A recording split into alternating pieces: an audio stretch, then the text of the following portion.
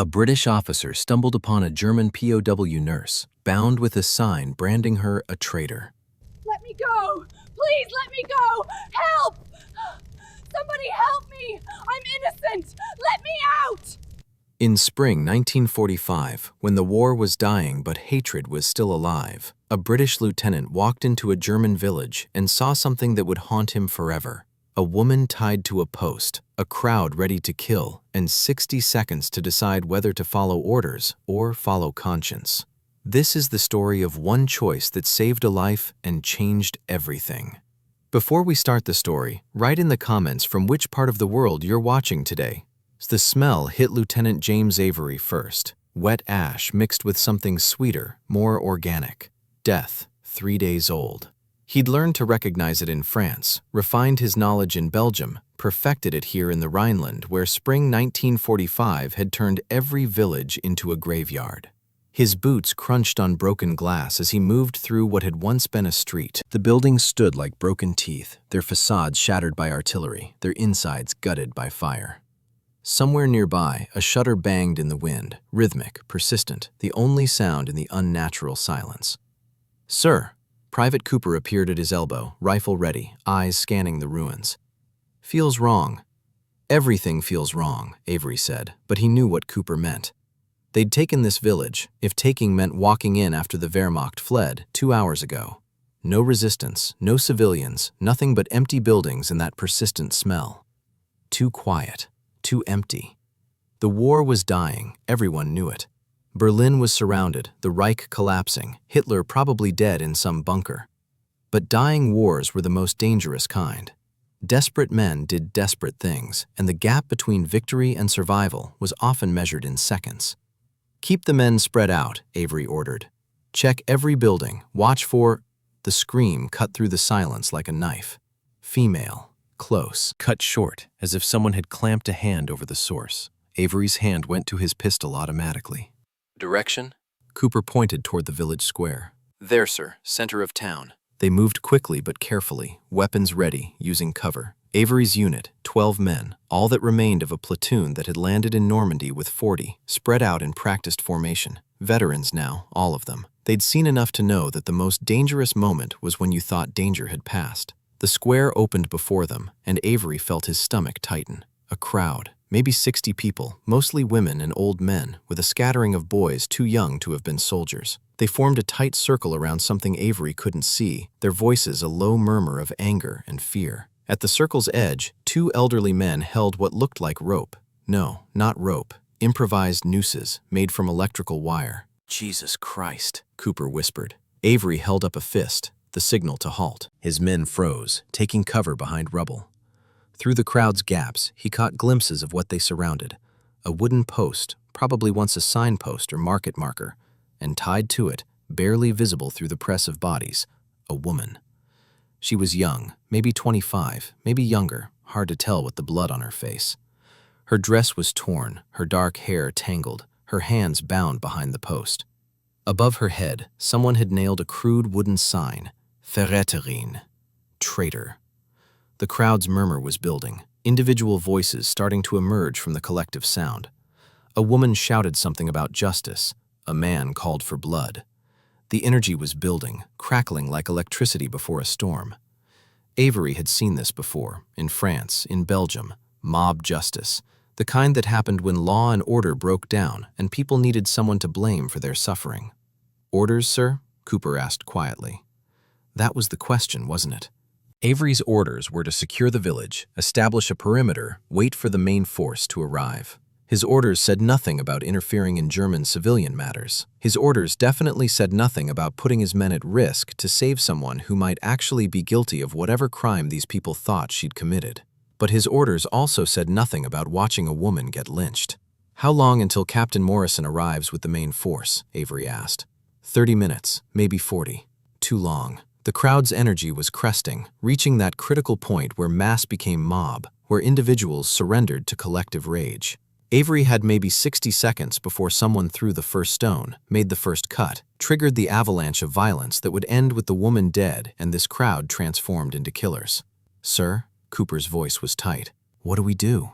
Avery looked at his men. 12 soldiers, tired and scared and wanting to go home. Then at the crowd, 60 civilians, angry and traumatized and wanting someone to blame. Then at the woman tied to the post, whose only crime might be existing in the wrong place at the wrong time.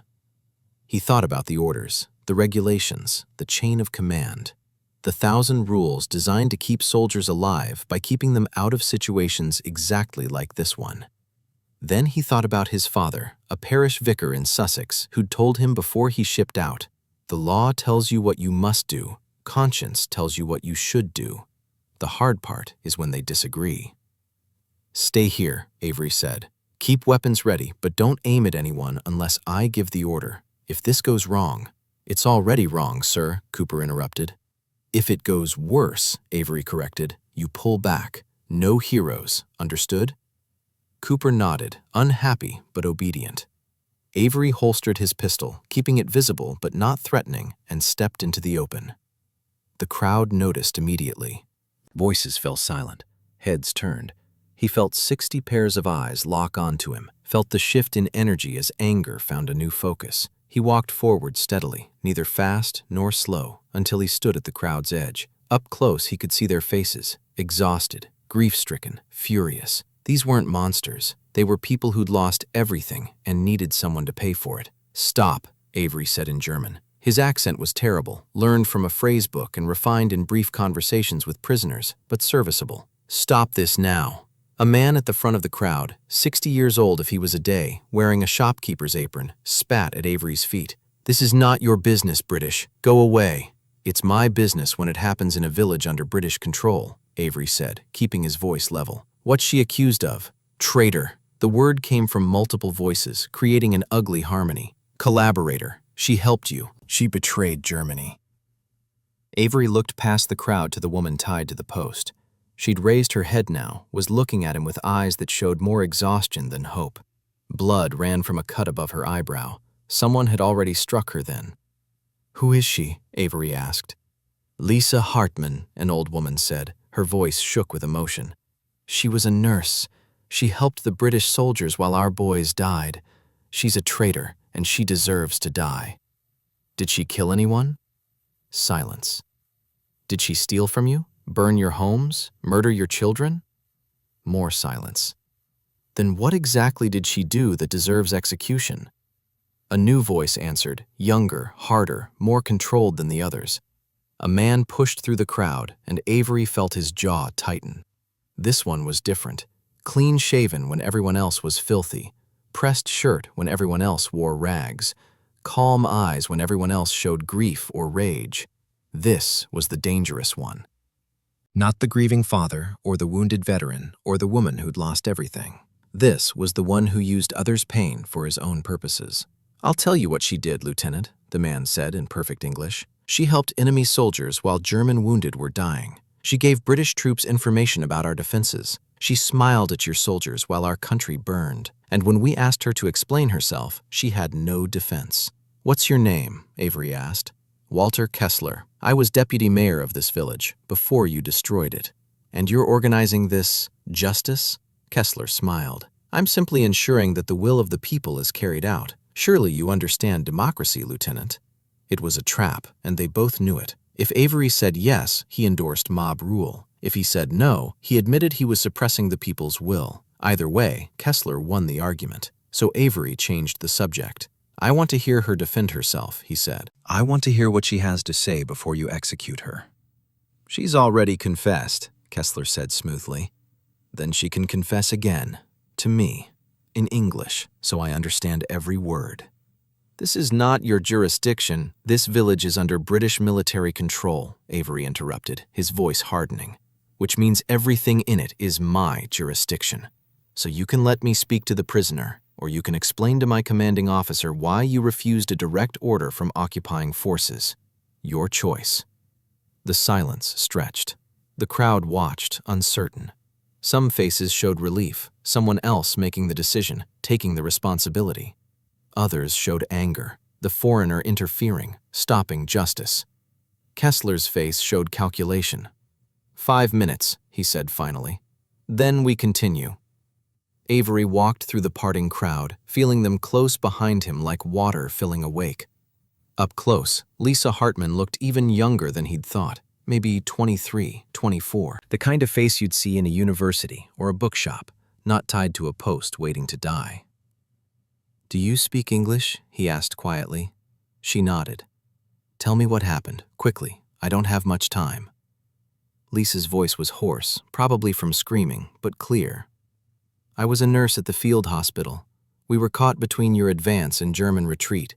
Our command abandoned us, left the wounded to die. So I stayed, treated everyone. German, British, didn't matter.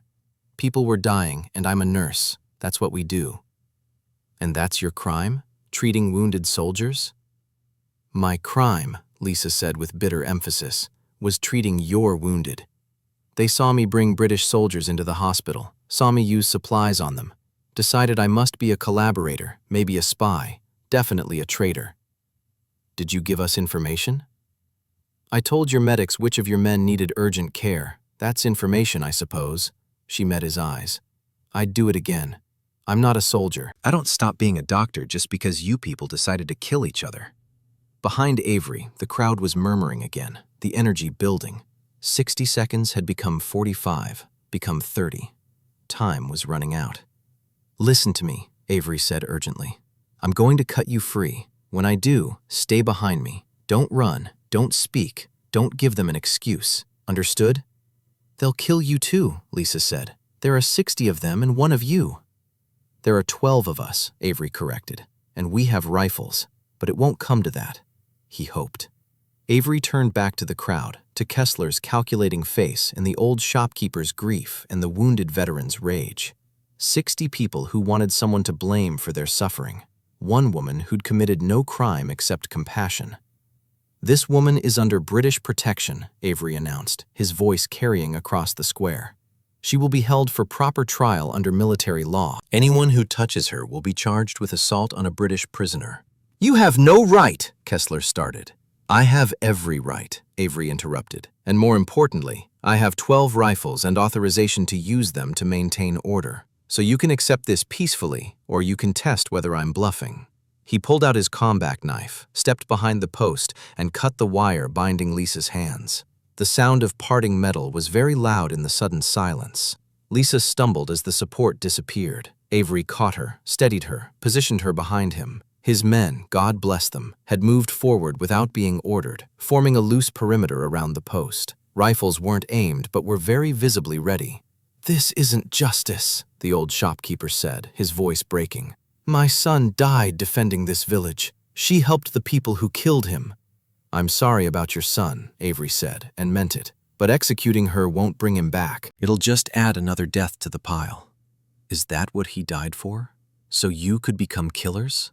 The words hit like physical blows. Several people in the crowd flinched. The old shopkeeper's face crumpled, but Kessler's face remained calm, calculating. "You're making a mistake, Lieutenant. The people's will can be expressed through proper legal channels," Avery said, "not through rope and wire.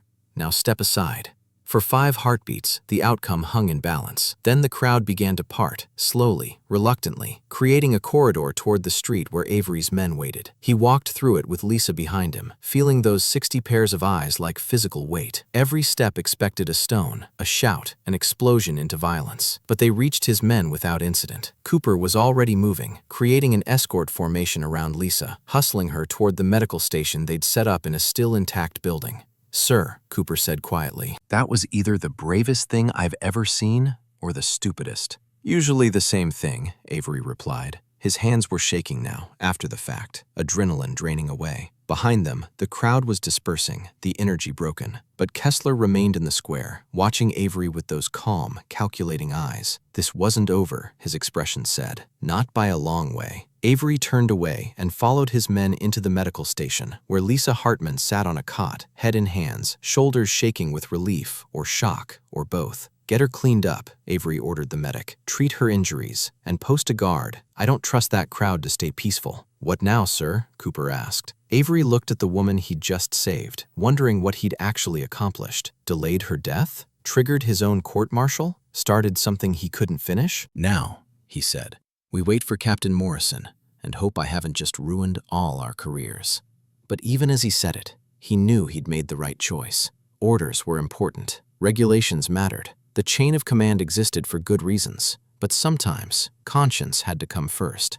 The medical station smelled of carbolic acid and blood. Lisa Hartman sat on a cot while Private Barnes, their medic, cleaned the cut above her eyebrow. Her hands wouldn't stop shaking. Avery posted guards at both entrances, Cooper at the front, Jenkins at the back. Through the cracked window, he could see villagers lingering in small groups, their voices low but persistent. The crowd had dispersed, but the anger hadn't. "Lieutenant," Captain Morrison appeared in the doorway, mud-splattered and exhausted. He'd arrived with the main force 20 minutes earlier, and his expression said he'd already heard about the incident in the square. "My office. Now." Avery followed him to a partially intact building that served as temporary headquarters. Morrison closed the door, pulled off his helmet, and studied Avery with tired eyes. "Tell me you didn't just threaten 60 German civilians with armed force." "I prevented a lynching, sir." "By threatening to shoot them?" "By making it clear that British authority extends to preventing murder, sir." Morrison sat heavily on a wooden crate. At 38, he was old for a captain, promoted from the ranks during the Italian campaign. He understood both the book and the reality. "Walk me through it, every detail." Avery explained. The scream, the crowd, the woman tied to the post. Kessler's calculated manipulation, the choice between orders and conscience. Morrison listened without interrupting, his face revealing nothing. "She's accused of helping British wounded," Morrison said when Avery finished. "That's not exactly a crime from our perspective. It's treason from theirs, which makes it a German civilian matter, not our jurisdiction. With respect, sir, we can't just stand by and watch someone get murdered. Can't we?" Morrison's voice was sharp. "We watched them murder 6 million Jews. We watched them murder Poles, Russians, French resistance fighters. We watched them burn villages and shoot prisoners. Now the war's over and suddenly we're supposed to protect them from each other?" The words hung in the air like smoke. Avery understood the sentiment. God knew he shared it some days. But understanding wasn't the same as agreeing. "She's not them, sir. She's a nurse who treated wounded soldiers. All wounded soldiers. That's not collaboration. That's medicine. According to her, according to the villagers, she's a traitor who helped the enemy while German boys died. Then let's investigate properly, through military court, with evidence and witnesses, not through a rope and a mob." Morrison rubbed his face. "You know what you've done? You've made this our problem. Those villagers wanted someone to blame for their suffering, and you just took away their scapegoat. Now they'll blame us instead. And Kessler, that deputy mayor you mentioned, he'll use that anger. Against her, against us, against any order we try to establish." "I know, sir." "Do you?" Morrison stood, moved to the window. "This village is one of hundreds we're trying to control with a fraction of the men we need. We're supposed to maintain order, process prisoners, prepare for occupation, all while the locals hate us and our own troops just want to go home. Every incident like this makes that job harder." "Permission to speak freely, sir?" Morrison waved a hand. "Go ahead." "If we let them kill her, we become accomplices to murder. We prove that British justice means nothing, that we're no better than the people we defeated. And when the next civilian asks for our protection, we'll have no moral authority to give it." "Moral authority." Morrison's laugh was bitter. "We're an occupying force, Lieutenant. Moral authority isn't in our job description. Maybe it should be." The silence stretched. Outside, truck engines rumbled. Someone shouted orders. The machinery of occupation ground forward, indifferent to one woman's life or death. "Post extra guards," Morrison said finally. "Document everything, her testimony, witness statements, evidence of her actual activities, and find out who Kessler really is. A deputy mayor doesn't stay that clean and well-fed during a war unless he's connected to something." "Yes, sir. Thank you, sir." "Don't thank me. This isn't over. Those villagers will try again, and next time, you might not be able to stop them without actually firing those rifles." Avery returned to the medical station to find 3 villagers waiting outside. Not the angry mob from the square, just 3 men who represented 3 different types of rage. The old shopkeeper stood first, his apron still on, his face lined with grief. "I want to speak to the woman, to ask her why." Behind him, a younger man leaned on crutches, maybe 30 years old, missing his left leg from mid-thigh down. His Wehrmacht jacket was threadbare, his eyes hollow. "She helped you while we bled. I want to hear her explain it." And behind both of them, pristine and calm, stood Walter Kessler.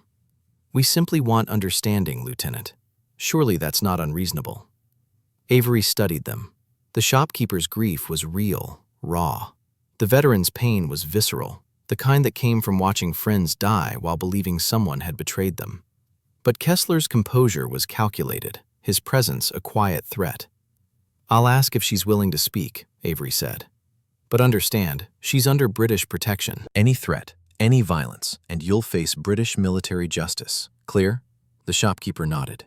The veteran just stared. Kessler smiled, that thin, controlled smile.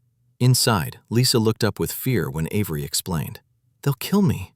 "Not with me present, but they deserve to hear your side. The truth might be the only thing that keeps you alive long term." She considered, then nodded slowly. "All right, but you stay." Avery brought them in one at a time. The shopkeeper first, his hands twisting his apron. "My son was 19, he said in German, his voice breaking. "He died defending this village from your forces, and I saw you. I saw you bring British soldiers into the hospital. I saw you waste medicine on them while our boys died in the street. Why?" Lisa's voice was steady despite her fear. "Your son came to the hospital 3 days before he died. Shrapnel wound in his side. I treated him, used our last morphine to ease his pain. He died because the wound was too severe, not because I helped British soldiers." The shopkeeper's face crumpled. You treated him?" "I treated everyone. That's what nurses do. We don't stop being human just because politicians start wars." The shopkeeper left without another word, tears streaming down his face. The veteran came next, his crutches loud on the wooden floor. "I lost my leg at Caen," he said. "Spent 3 months in hospital. Then came home to find people like you helping the enemy. Explain that." "There were 27 wounded men in my hospital when the British advance came through," Lisa said. 18 German, 9 British. Your command ordered evacuation, but only took the Germans who could walk, left the rest to die. Should I have let them? All of them, German and British together? Is that what you would have wanted?" The veteran's jaw worked. "You should have saved Germans first." "I saved whoever was dying fastest first. That's triage. That's medicine." "Your leg. Did the doctors treat you based on politics or based on how severe your wound was?" He had no answer, just stared at her with those hollow eyes, then turned and left. Kessler came last. He sat across from Lisa with that same calm expression, studying her like an interesting specimen. "You're very articulate," he said, "very convincing. But conviction doesn't equal truth, does it?" "What do you want?" Lisa asked. "I want to understand why you chose them over us. Was it ideology? Romance? Simple cowardice?" "I chose medicine over politics. If that's treason, then every doctor who treats prisoners is a traitor." "But you weren't treating prisoners. You were treating invaders, active combatants who would return to killing Germans once healed."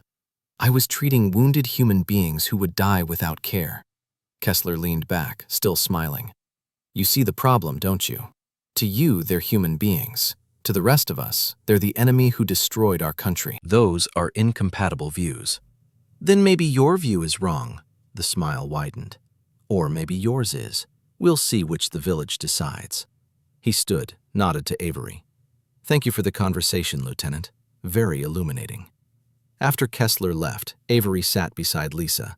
"He's the dangerous one. The others are angry, grieving, but he's something else." "He's protecting himself," Lisa said quietly. "The deputy mayor who stayed clean and fed while everyone else starved, who maintained order while others died, he didn't do that by being a good administrator. He did it by collaborating with whoever held power. German, British, doesn't matter. Now he needs a scapegoat to distract from his own crimes." "Can you prove that? Can you prove I'm innocent? It's all just words and accusations." She looked at her shaking hands. "Why did you save me? You don't know me, don't know if I'm telling the truth. Why risk everything?" Avery thought about his father's words. about orders and conscience, about the 1,000 small choices that added up to who you were. Because letting you die would have been wrong, he said simply. Sometimes that's all the reason you need. Night fell on the village. Avery maintained double guards, stayed awake himself, watched the shadows. In the darkness, he heard voices, villagers talking, arguing, the persistent rumble of anger that hadn't found release. Cooper brought him coffee at midnight. Think they'll try again? Probably. Not tonight, they're exhausted, but soon.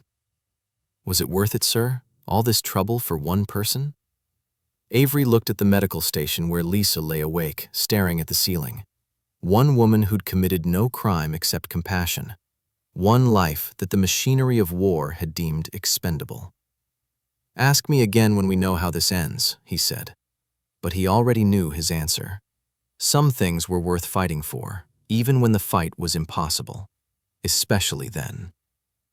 Over the next 2 days, Lisa told Avery her full story. The field hospital had been chaos. 27 wounded men, mostly German, but 9 British soldiers captured during skirmishes. When German command ordered evacuation, they took only those who could walk and abandoned the rest. I couldn't leave them to die, Lisa said, her voice flat from retelling. So I stayed. 3 other nurses stayed too. We had no supplies, no electricity, just candles and whatever medical equipment remained. She described surgeries performed on kitchen tables. A 17-year-old German soldier who called her mother as he bled out from abdominal wounds. A British corporal who wept not from pain but from gratitude, saying she reminded him of his sister. I treated whoever was dying fastest, Lisa continued. German, British, didn't matter. Medicine doesn't have nationality. But the villagers saw me bring British wounded inside, saw me use bandages on them. That made me a traitor in their eyes. Avery documented everything, building a case file that might protect her from both German mob justice and British suspicion. He interviewed the surviving British soldiers she'd treated, all confirmed her story, spoke of her professionalism and courage. But documentation wouldn't stop Kessler, who was building his own narrative in the village. Avery knew time was running short. Major Clift arrived from divisional headquarters 3 days after the incident. He reviewed Avery's reports with cold efficiency, then summoned him for a formal interview. You understand the position you've put us in? Clift asked. By interfering in German civilian matters, you've created a precedent. Every village will expect us to solve their internal conflicts. I prevented a murder, sir. You prevented what they consider justice. There's a difference. Clift leaned forward. The woman helped British soldiers. That's in our favor, but she's still German, still technically an enemy national. Your job is maintaining order, not playing savior. If maintaining order means watching innocent people die— Innocent, Clift interrupted. You've known her 3 days. You've heard her version of events. That doesn't make her innocent. It makes her a good storyteller. The confrontation escalated. Clift accused Avery of risking his men's lives for personal morality. Avery countered that following orders blindly made them no better than the enemy they'd defeated. Both men understood the deeper question. What did loyalty really mean? Finally, Clift sighed. I'm ordering you to transfer her to a displaced persons camp. She'll be processed with other refugees. After that, she's not our problem. And if the villagers try to kill her there, then she'll die, like thousands of others are dying every day. We can't save everyone, Lieutenant. We can barely save ourselves. Avery saluted, walked out, and knew he'd lost more than an argument. Lisa left the village under armed escort, bound for a refugee processing center 50 kilometers away. Before she departed, Avery visited her one last time. Thank you, she said simply, for giving me a chance. It's not much of a chance. It's more than I had 3 days ago. She touched his hand briefly. What you did, stepping between me and that crowd, I'll remember that. When everything else from this war fades, I'll remember one person chose to be human. The truck drove away. Avery never saw her again. Years later, through Red Cross records, he learned she'd made it to Canada, became a teacher in Toronto, married, had children, built a quiet life. She carried the trauma forever, nightmares, anxiety, the weight of surviving when so many hadn't. But she survived. Avery returned to England in 1946, left the army, opened a small bookshop in Sussex. He never spoke of the incident, never sought recognition. Some nights he still saw that crowd, that rope, that woman's face. He'd received a letter from Lisa once, in 1952. Just 3 sentences. I'm alive because of your choice. I teach my students that courage isn't fearlessness. It's doing right when it's hard. Thank you for showing me that's possible. The letter stayed in his desk drawer for 40 years. When Avery died in 1989, his daughter found it while sorting his belongings. She tracked down Lisa, now 73, still teaching, still carrying that day in the village like a stone in her heart. They met once, 2 elderly women connected by one man's choice. Lisa told her everything: the crowd, the rope, the lieutenant who'd stepped forward alone.